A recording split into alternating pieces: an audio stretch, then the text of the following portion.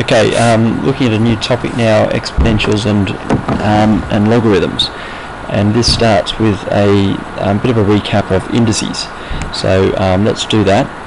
We need to be good at our indices because logs and exponentials is all about indices and their relationships, their laws, I suppose.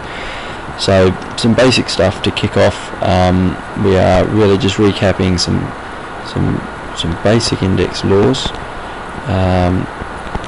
When you multiply with the same base being a in this case, then you add the powers, and in fact probably what I need to do is just write this out in a little bit more general fashion so that we are getting the point.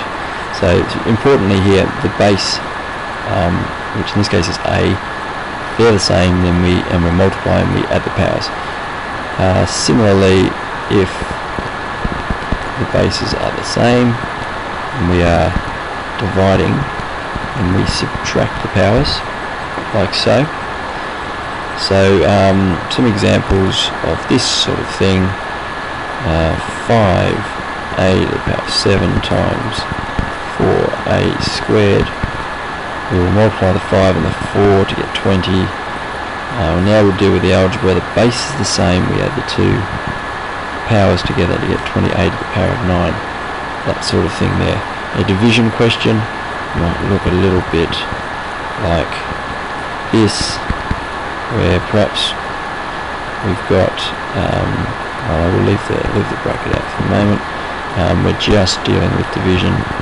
2m squared, then 4 divided by 2 is 2m6 divided by m squared. We'll subtract the powers to get, oh my goodness, I'm sorry, to get 2m to the power of 4, and along those lines.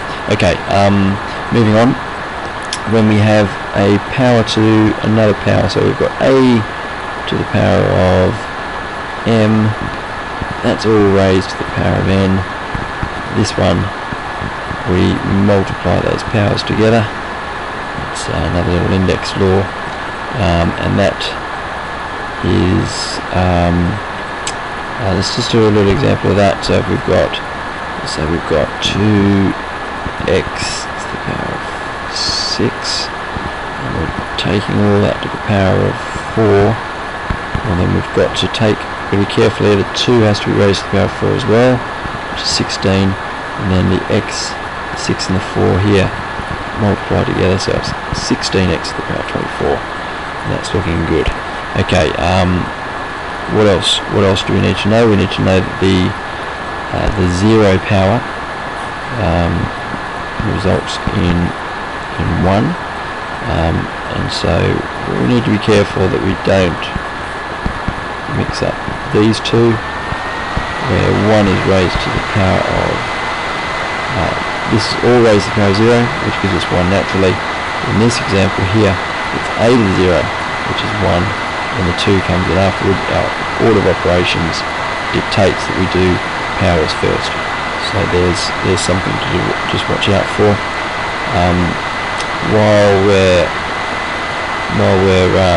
at it, we need to cover fractional indices. So if I have x to the power of 1 over 2, you might remember that that's equal to the square root of x, and x to the power of 1 over 3 is a cube root of x, and that's got a little pattern going for it.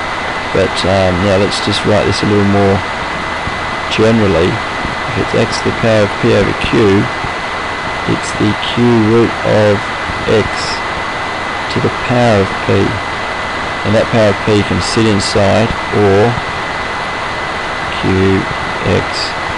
We can do that. It's often easier to calculate in that sort of situation. So for example, let's take 27 to the power of 2/3. Well, that for me is the cube root of 27. I'm not going to square 27 and then try and cube root it, because I don't know what square 27 is. So I'm going to cube root 27 and then square the result.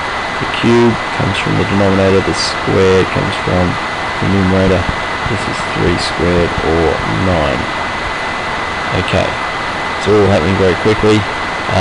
The last thing we need to just check here is, if you remember what a to the power of minus b is equal to, a negative power, if you remember, becomes a positive power underneath in a fraction, so you would get the reciprocal of a to the power of b.